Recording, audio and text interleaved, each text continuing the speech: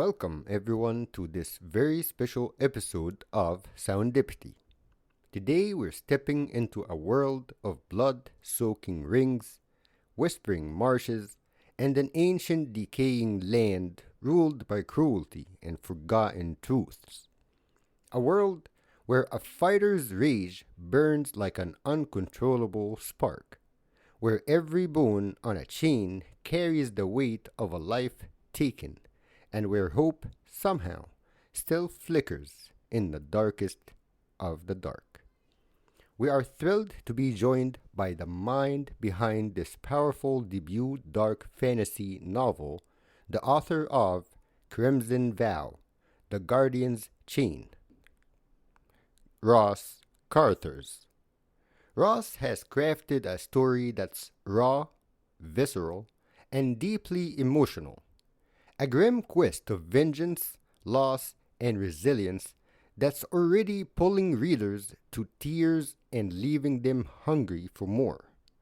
From the brutal ritual of the ring to the haunting guidance of a stone speaking wanderer. This is dark fantasy with heart, purpose, and a voice all in its own.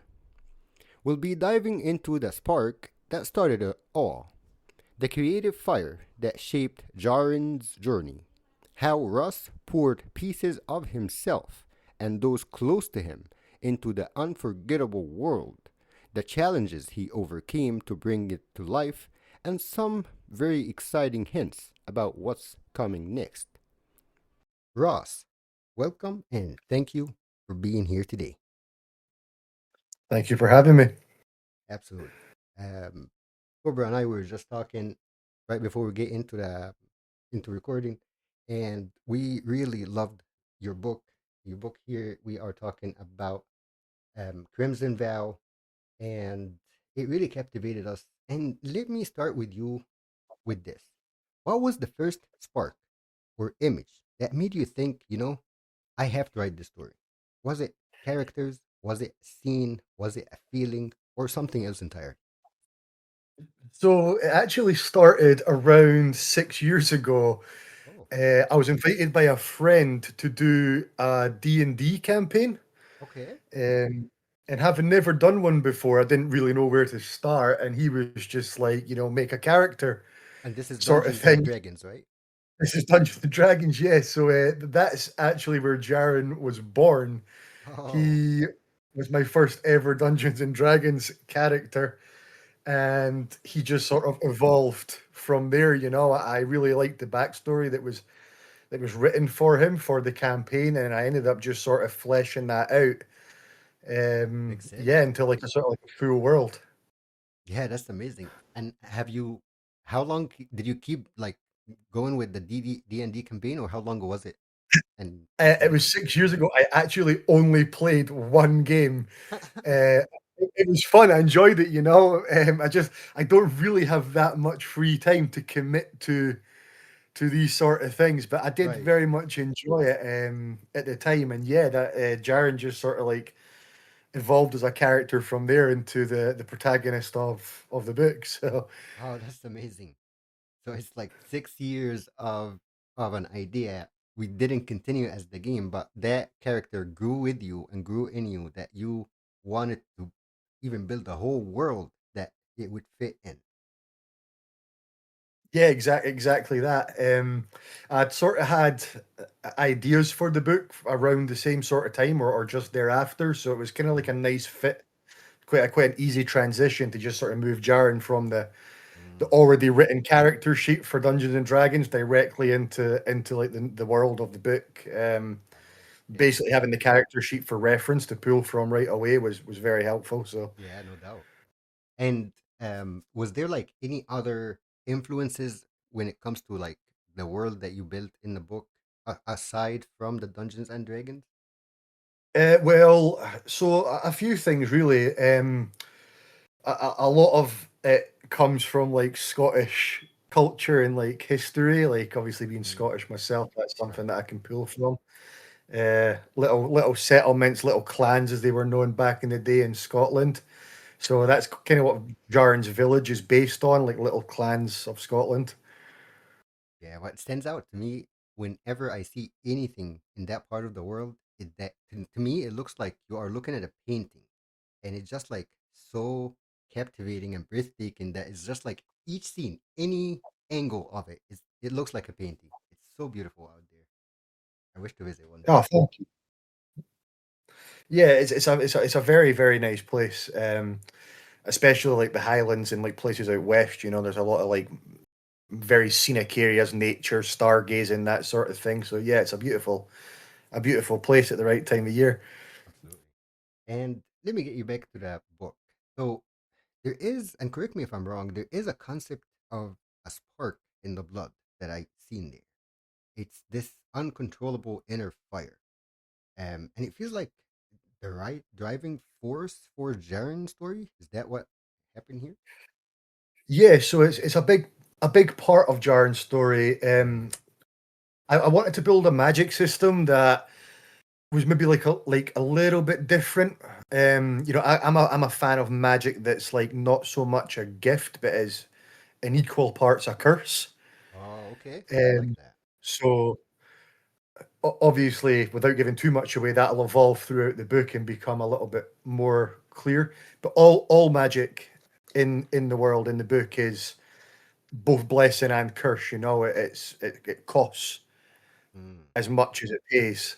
Um, the idea for the spark was kind of just like like untapped potential, basically like rage, anger, like mm, manifesting themselves in like a boost of physicality. okay. But it's just one of the magic systems that are present in the book. More sort of unfold as the book goes along. So Yeah, like yeah, the sparks are big. right. I did notice like it did stand out to me as one of the first thing that I was like, yeah, this is really clever, and I did like that. And then the other thing I also noticed is that the world feels there's like ancient. There's like decaying to it. There's ruled by a distant, cruel tyrant. So how did you go about building this oppressive yet richly textured setting? Well, the first thing I thought is like, how would a world look that has been harvested by magic for hundreds of years? Hmm. So that was like the basic starting point, I suppose. So Oh, like, I yeah, wanted the world to feel alive outside of the main narrative as well. So like lived in with like real people, but right. also the world itself is a wound. Um, this is obviously again later on in the book, things like this will become a little bit more clear, but yeah, the roots of magic run through the very veins of the earth, Yeah, um, and they were shattered hundreds of years ago, and now the world has basically been rotten ever since. yeah. It is a really rich detail. Like I Seems really oddly familiar. Sorry, I didn't mean to cut you off. uh, I like it. It's like really relatable. right, right. Yeah, no, I agree with that. And No, really like I guess because one of the big things that we do in our Discord, if you probably noticed, is that we try to get out of the genre and link our work and our art more to the moods. So yep. I want to like, what is the central themes that like you want the readers to take away from Crimson Vow? Is it like vengeance? Is it hope and despair? Is it like, So the, the mhm, the book is heavily vengeance or focused to a certain extent, and then it evolves um into like a sort of wider narrative. Vengeance becomes like a much more narrow scope. mhm, I suppose hope would be like the main thing. mm. Yeah, that's what You I know, noticed in the beginning too. there's a lot of dark in the book, but I tried to contrast it with like just enough light to keep people reading, without it feeling like really bleak, basically. Right. I mean, like I like themes of like manufactured trauma, institutional horror, choice versus destiny, or programming, that sort of thing. So yeah, I would say hope, but not clean hope. Hope, but at a cost, at a price. Makes sense. That makes sense. And it's honestly, I want to say that's more realistic. Yeah, it's like a challenged hope. So Right. yeah, I like that. Yeah, that's exactly it. Yeah. kind of like a sort of a grimdark sort of style, sort of vein, but maybe like slightly less nihilistic. Right. Love that. And how about you tell us more about like Jaren and like the different characters that you have in your world? Yeah, okay, so I mean, I tried to put a little bit of myself into every character or a little bit Mm, of someone that I know. okay. So, um, Jaren and the warlock who attacks him at the start, I'll call him the warlock for now because I don't think his name has been dropped yet. Hmm. But Jaren and the warlock that attacks him at the start are kind of like two different sides of myself, I would say. Yeah. Uh, Jaren is more like a part of my younger self, where like I'm a fairly like large guy. I'm like 6'9", so like kind of like a bit of a freak. So yeah, Jaren, that sort of side of Jaren is kind of like loosely based on myself, particularly in my like my younger 20 years, where I was like a little bit angry at the world and things like that that you don't really mature out of until you're a little bit older.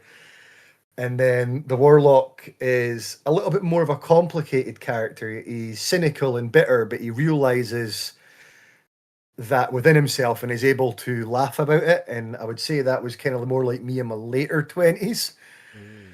Uh, Now in my 30s, I'm a lot more mellow and chilled. But yeah, so that's kind of like Jaren and the Warlock. Makes Um, sense. yeah, the other characters, there's obviously some that haven't been discussed yet. Ness that comes in as his mentor. Right. She comes in to sort of fill the Jiden shaped hole. I didn't really want Jaren wandering around for too long without someone to bounce off of or someone to guide him in the right direction. Right. Uh, Both just for his arc, but also for like coherent story purposes. I just felt like her introduction was good as like a new strong sort of mentor figure, but she could Right. also learn from him. So yeah, Ness is kind of like loosely based on my mum and my auntie. Oh, So that's so they're beautiful. both yeah, yeah, yeah. They're both very proud women, very straightforward women. I like it. And yeah, yeah, and sort of no nonsense kind of Yeah. type. They both had like a big influence on my life and like my upbringing and how I turned out. So yeah, Ness is kind of loosely based on them. So What is standing out to me right now, I feel like, is that how you take elements of your life, whether it's your own person or the people around you, and you turn that into within your art. You blend it within your art. I think that's really so beautifully done. thank you. I think like another part that sort of like resonates with me is I work in a mental health facility. Oh, So naturally, I see a lot of different situations on a day-to-day basis. So I sort of I try to incorporate that into the book as well. There is violence of the physical nature, but it's definitely I would say more of a psychological um, sort of type story. got it. That makes Even the sense. violence, when there is violence, it stems from like psychological conditions and things like that. So yeah, it's just another element that sort of like interests me, and I try to incorporate in my writing. Makes absolute sense. And I, speaking of Jaren, I guess when I got into like starting in the chapter one, I see that you introduced him at the highest of his prowess and fame. Yet he was already haunted. So why did you choose to open with him winning rather than struggling? But that's a great question, actually. I just felt that it made sense to like build him up so that his imminent fall hit harder. Mm, You first see Jar and he's kind of like the big man on campus, if you will. He's the big name in his village. The kids look up to him. He's sort of revered.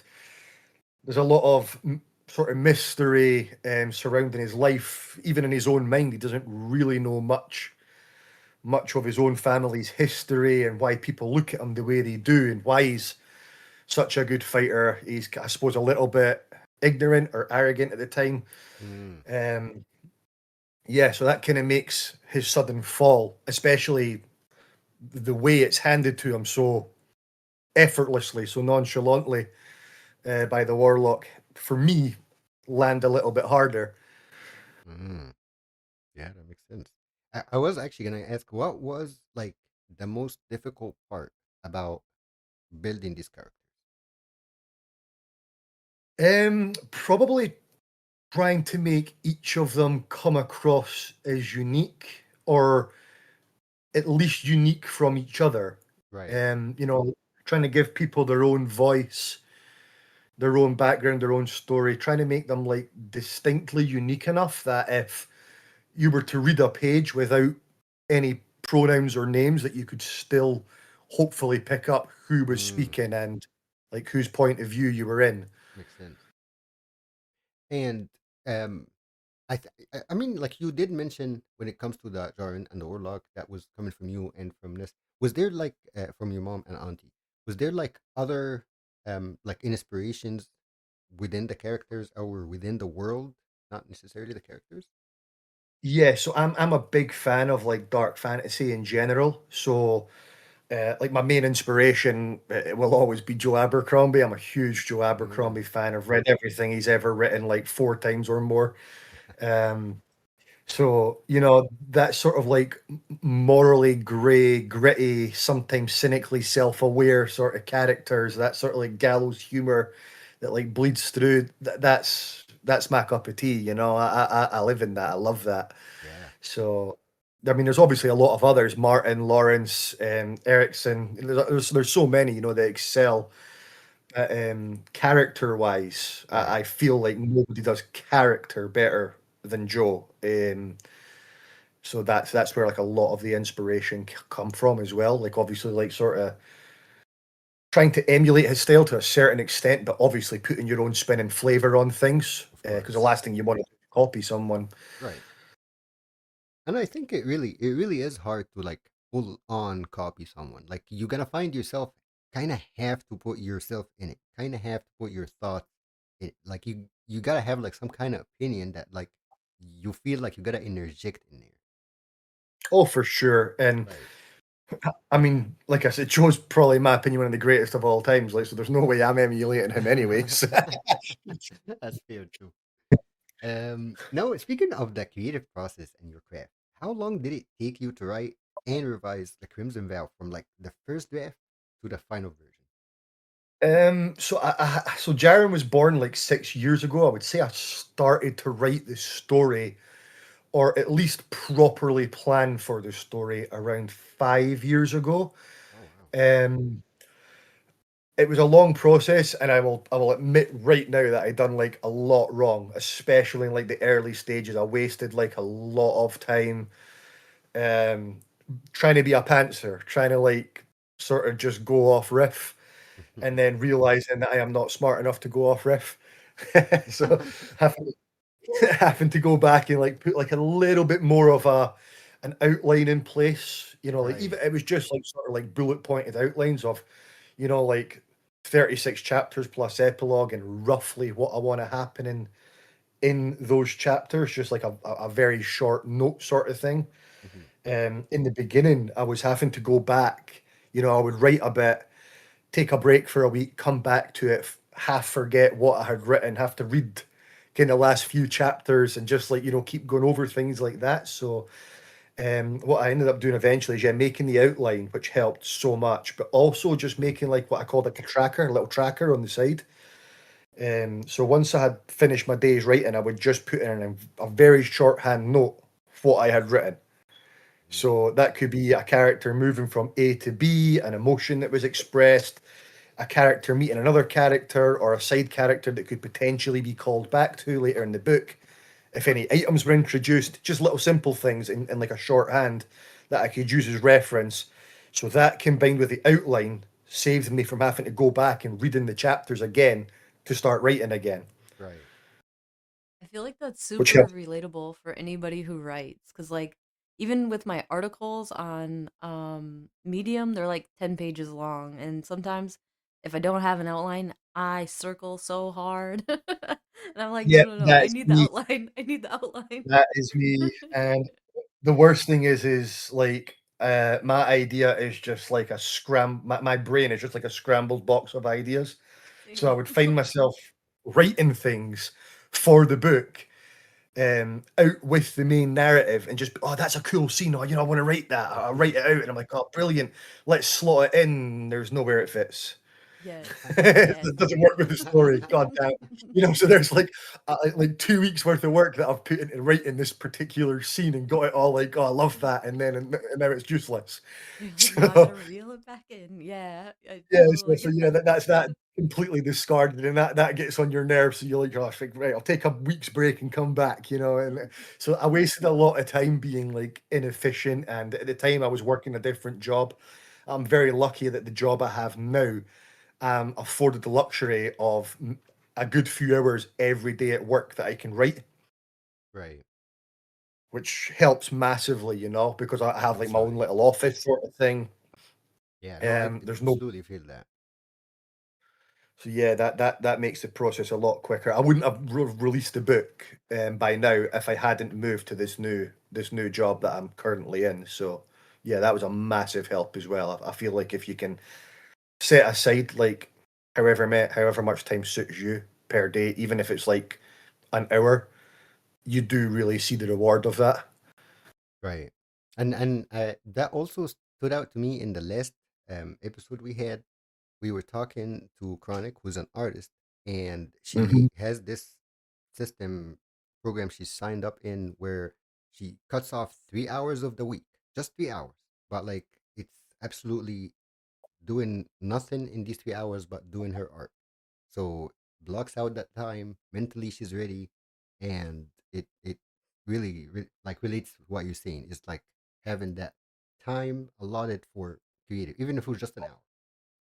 It's amazing how much it helps. Like, so if I'm at work, like I said, I have like quite a lot of spare time to write, and I get the majority of my writing done there now. To be honest, Right. I said like being at home, I still write at home probably more than I should. Uh, the wife's sitting there, she's trying to talk to me. I'm like, 2 minutes, I'll just finish off this little paragraph, and you know what I mean. So she's been like she's been That's awesome. amazingly patient with the process. I'm sure you can relate to an extent. So yeah, she's been very, very patient with the process. So now, if I'm going to write at home, I'll generally like set an alarm for about an hour, um, and then I'll commit to that hours. Sometimes in an hour you can get wonders done. Sometimes you'll stare looking at a screen, write a sentence 3 times, and delete it. Right. It really just depends on the day and the moment, and what juices are flowing. But I do feel like even if you don't really get much done, it's still very beneficial because you've put the time into thinking about it, and at the very least you've eliminated ideas that aren't going to work for this particular part, right? So the hour might feel like it's wasted by not getting a lot of words down, but you've eliminated a lot of things that you would have had to go through later on. So I do feel like it's very beneficial. Right, because then it's not running through your head all the time. Sorry about that. Yeah. That was my alarm going off. No worries. That's my reminder to stop. um, and yes, I do agree with this a lot, and I do think it shows typically in, like, for example, in your book, I noticed that the prose is poetic, but then it is still visceral. It has this short, punchy sentences mixed with longer, flowing ones. So, how consciously did you shape that style? Like, how consciously did you pick to make your own style in building the Yeah, world like or the characters? super consciously, to be honest. Like I'm quite obsessive with things, especially like things like this. So I like for like combat, for like when like tensions are high and things like that. I'm a big fan of like the sort of shorter, punchier, more direct sort of style of sentences. But like when it's like emotion and things, like sort of softer parts or like world building and things like that, I do quite like to let the scene flesh out a little bit more. So Hmm. that's generally where you'll find like the longer sentences. And speaking of the scenes, were there any specific scene that like you had to write multiple times? Like you kept just going back at it over and over till you're Oh, like perfected? oh yeah. I mean, quite a few to be honest. I feel like the more I mean, I've published some poetry and things like that in my younger years, so I'm not like a complete amateur writer, but like Okay. taking on like writing of this magnitude. Yeah, I've done short stories, poetry, but taking on like a long form story of like over 100,000 words is like a totally new experience for me. So there was a lot of things that I thought I was happy with, and then went back and read and realized I wasn't happy with and had to adapt them. Obviously, without giving major spoilers, the end or a couple, just like two chapters before the book finishes, there's like one or two scenes that I must have wrote 8, 9 times. Oh You wow. know, some with like minor alterations, some with drastic overhauls. So Yeah. yeah, Perfect. yeah, that And definitely happens. I want to ask, like, what kept your like in order to keep going at a project, especially that you mentioned that this is like a project of 6 or 5 years of in the making. How did you manage to keep your passion going? How did you keep manage being motivated during that long process of writing and the publishing and all that? Well, I think mainly I want to leave. I mean, it's silly because nobody's really going to read it. You know what I mean? Like generally speaking, like on the grand scale of the masses. But I wanted to leave like a little bit of a legacy. You know, something with my name on it, with my Okay. family's name on it. So that was kind of important to me. I really wanted to make sure I could put one in my mum and dad's hand. Um, like without getting too soppy or sentimental. Like it hurts that I wasn't able to put one in my grand's hand. That I would have Mm. loved to be able to do that, and I wasn't able to. So I was really committed to making sure I could put one in my mum and dad's hand. Uh, that was something that was really important to me.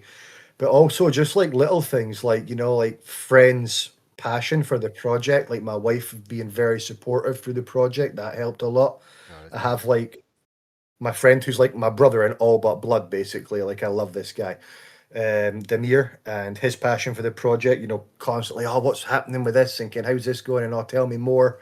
Like that sort of thing, like really motivates you. To 100%. like keep going when you have that sort of back, and it really is quite a beautiful thing. So, yeah, that helped a lot. So, yeah, big thank you to my wife and my brother Demir, and everyone else, to be honest, that have helped me along the way. I have so many like online friends like that I game with now and again, like that have really like backed the project, and it's been remarkably helpful, to be honest.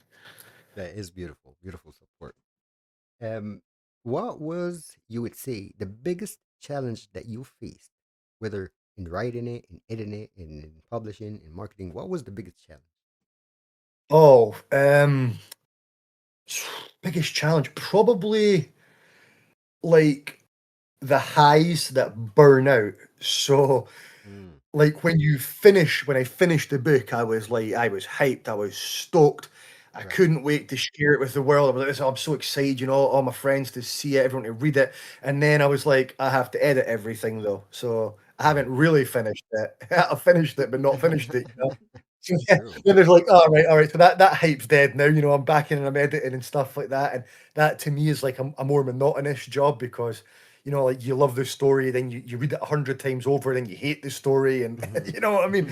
It's like a roller coaster of emotion, and you're like, right, okay, right, the editing's finally done, it's finally time, we're back on that high, we're right up the top again, and then it's like, right, publishing or the formatting and stuff like that. Another Right. logistical nightmare, and you're, oh my god, right, so you're knocked back off the high stool again, and so that was kind of difficult to be honest, I but know. any mountain worth climbing and all that, but it's definitely something that I would say was probably one of the harder parts is yeah, the emotional sort of like highs and lows of thinking you're done and then realizing you're not. No, makes total sense. And speaking of that, were there like moments where you kind of like doubted the story, or maybe doubted not the story, but doubted yourself, and or Oh, maybe like how we hear it all the time. There's the artist block or writer block where you just like blank, drawing blank, nothing is coming. How did you push through that?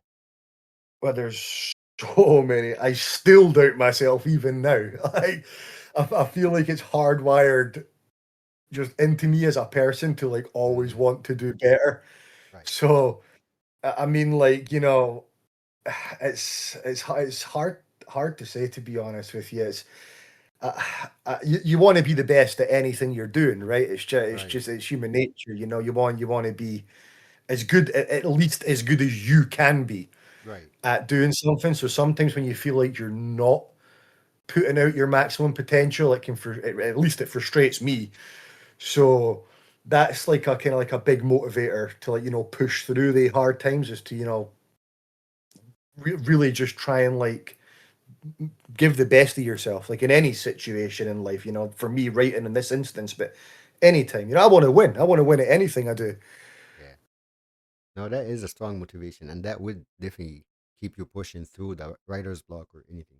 Yeah, the Yeah. writer's block is hard though, because sometimes you hit a point and you're writing and you think to yourself like, do I have what it takes to write this story? Because nothing's coming to me at this moment in time, and I don't know if I can really articulate what I want to tell. And it can be a little bit demotivating. But like I say, I've got a really good support system, and I'm That's kind of nice. like stubbornly willed, so that helps. Yeah, absolutely.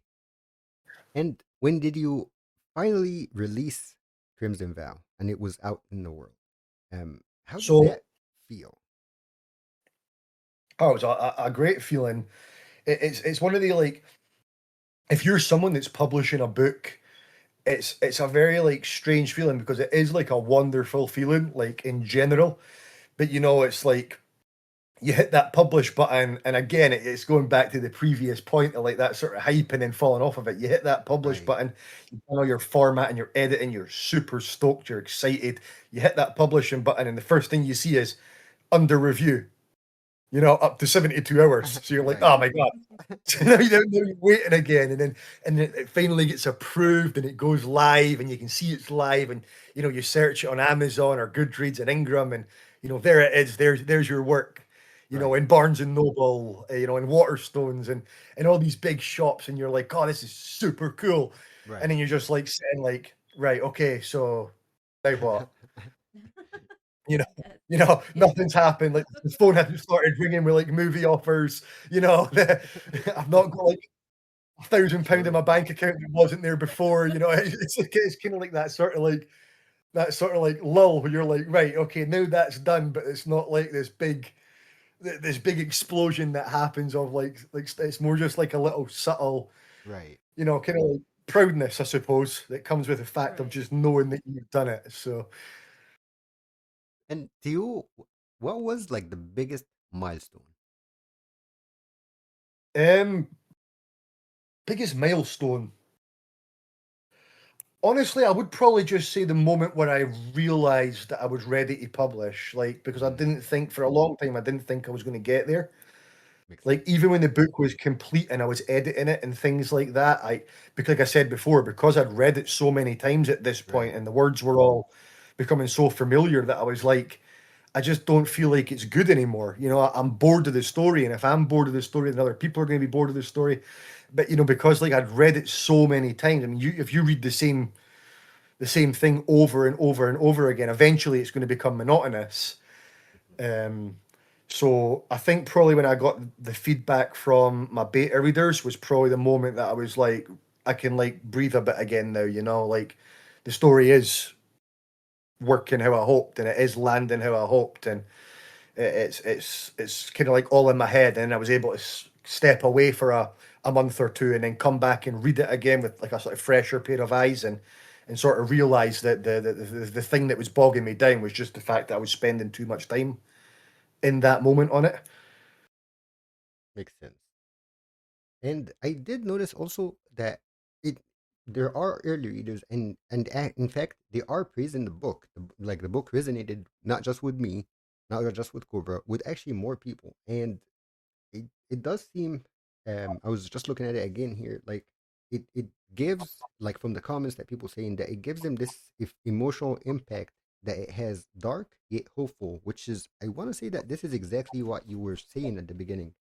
So how did that feedback kind of like feel to you, or Like how did that mean to you, or what about the Honestly, book? I was so touched by some of the feedback. Like I said just before there, like when you're in that phase of doubting yourself, that feedback can be invaluable, man. You know, it's massive, especially from like the beta readers. Like I said, like one of my beta readers in particular, Leo Otherland. No, I never met him. Don't know who he is. Just kind of like met him online as like a beta reader, Hmm. and yeah, just like a great guy. He's a published author himself. You should check him out. He's super cool, super talented. For sure. Um, you know, he agreed to beta read the book for me out of the kindness of his heart. Really kind thing to do. Just a genuinely nice, warm-hearted guy. And yeah, man, like his feedback, honestly, it touched me in a way that's like hard to put into words. Like, That is beautiful. yeah, it meant a lot, to be honest. It really did, because like I say, it came at a time where I was probably doubting myself more than I ever had Hmm. been throughout the project. So yeah, no, that was massive. And now, you know, like when you get that sort of feedback and you work with someone like that who's like so positive and, you know, like sees the good, but is also like wise enough to point out the weaknesses, but in like a way that you can adapt and benefit the story. You know what I mean? Not in like a malicious or horrible way, but in a way that really can enhance your story. It's just it's just so helpful to have that extra pair of eyes. You know what I mean? People on the outside see things that you're never going to see on the inside, because you know everything in the world. You know everything down to the Right. last stone, right?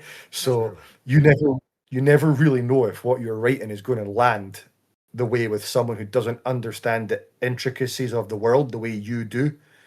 So yeah, that's so helpful. Like just even little bits like, you know, you could maybe do with a touch more explanation on subject A, because you know everything about it, but we don't. So, you know, having just that little bit more information on it would really help flesh out this whole section. And you can maybe leave section B here a little bit more ambiguous and trust the reader to learn it from section A. And, you know, things like that are just so, so helpful when it No comes to doubt. feedback. And he was fantastic at it. So yeah. And what was his name again? Leo Otherland. Big shout You out can find to them on Leo Otherland. Goodreads. Yep. Absolutely. Um. All right. So now let me switch you over to your future plan. Do you already have any ideas or any plans for your next book? And will it be in the same world or completely new one?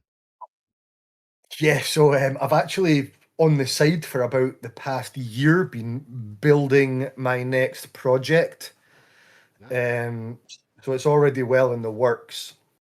Like I say, I learned so much from the first book, from Crimson Vow, The Guardian's Chain. I learned so much from writing that. Um, that this book won't take me 5 years. Especially with my new job, having all this extra time that I wouldn't have had Makes sense. before. Right. I'm thinking I could potentially have it finished by this time next year.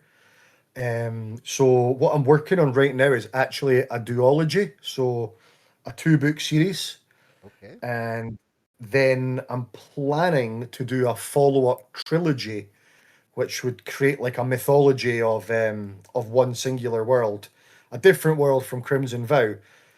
Um, but yeah, like basically, I want to set the trilogy around 1,000 years after the duology ends, to kind of like explore how history is forgotten or misremembered Mm, or adapted in the way that best suits the new system.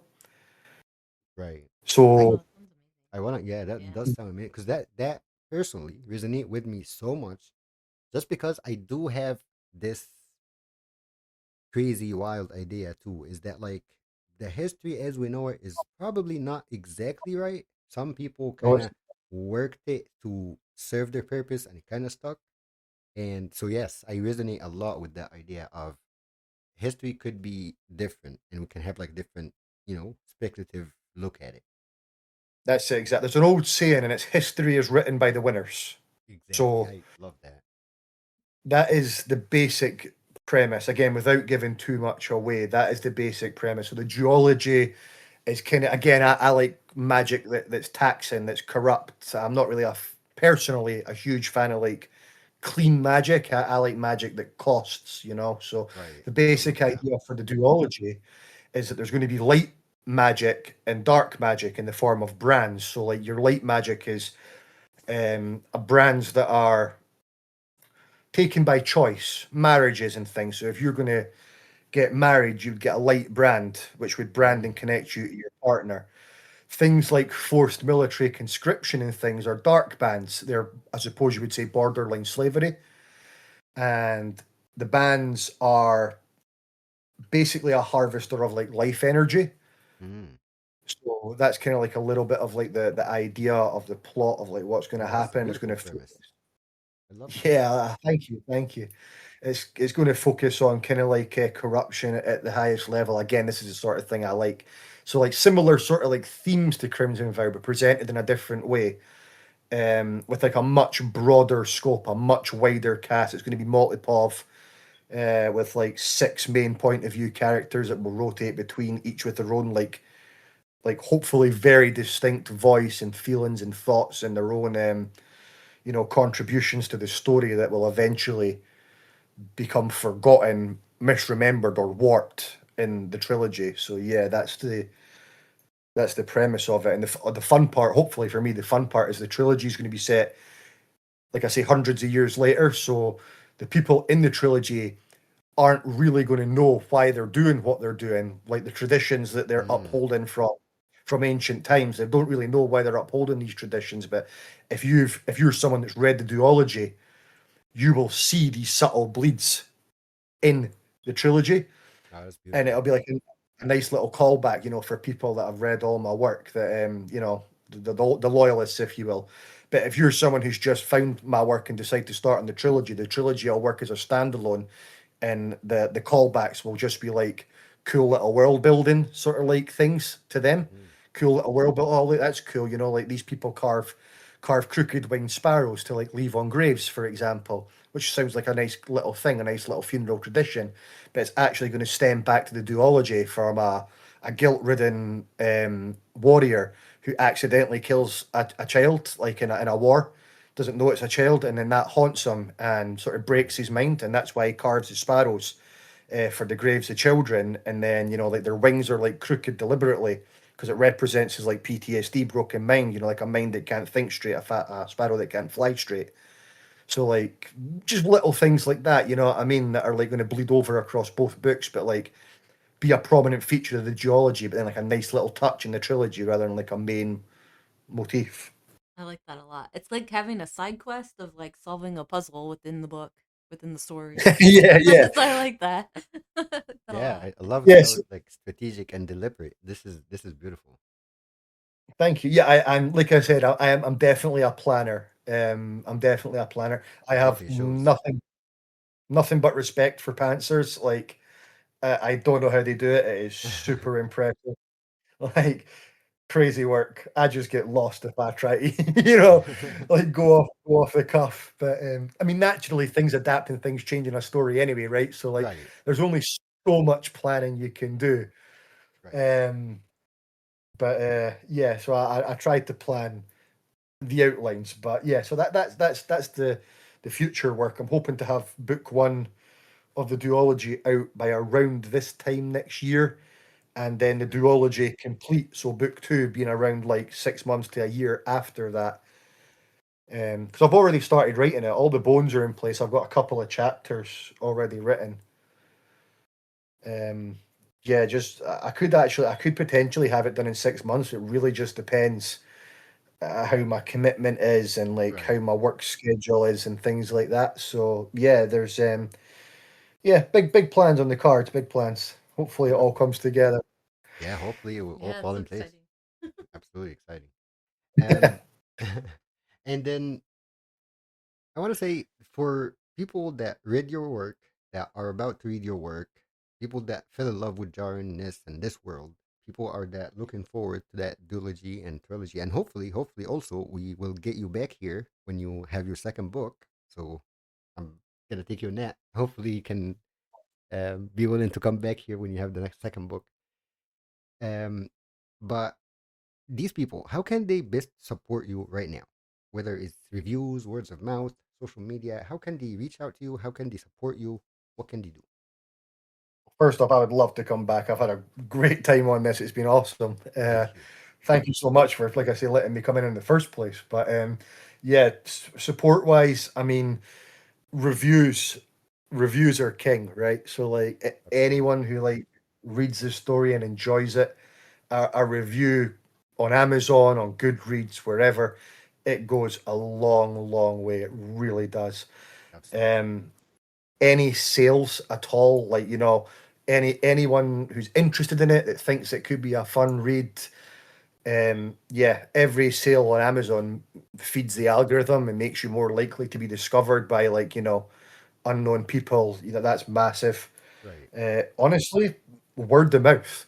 Word of mouth is probably your best promotional tool, especially as a new author. If you can get even a small group of people talking about it to their friends, and maybe one or two of them mention it to another group of friends, it's very, very helpful. So yeah, anyone that just has friends that are interested in dark fantasy or fantasy in general that are willing to give, you know, someone new on the scene a shot, things like that are just unbelievably helpful and something that I'm extremely grateful for that people have already started to help me out with. So Absolutely.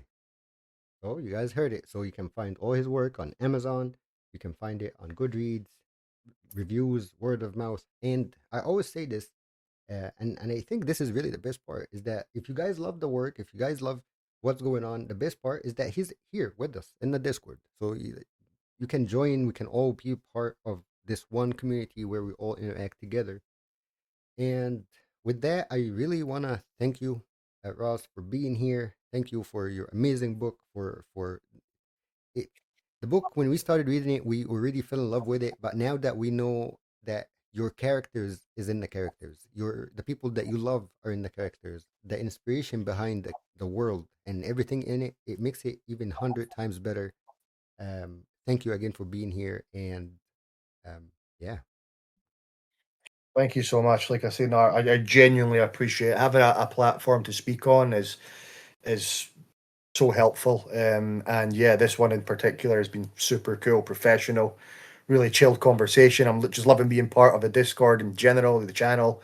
thank you. Definitely has all my support going forward. I'll just say one thing as well. If you're someone who does buy the book and you have any questions for me, you can reach me on this Discord under Caledonian. You can email me directly. My email's on the book, crimsonvowbook@hotmail.com. So yeah, any questions, anything at all, reach out. I'm always down for a chat or whatever. So yeah, thank you. Like I say, honestly, thank you so much for having me here. It's really has been a pleasure. Absolutely, it's all ours. Thank you so much. Thank you.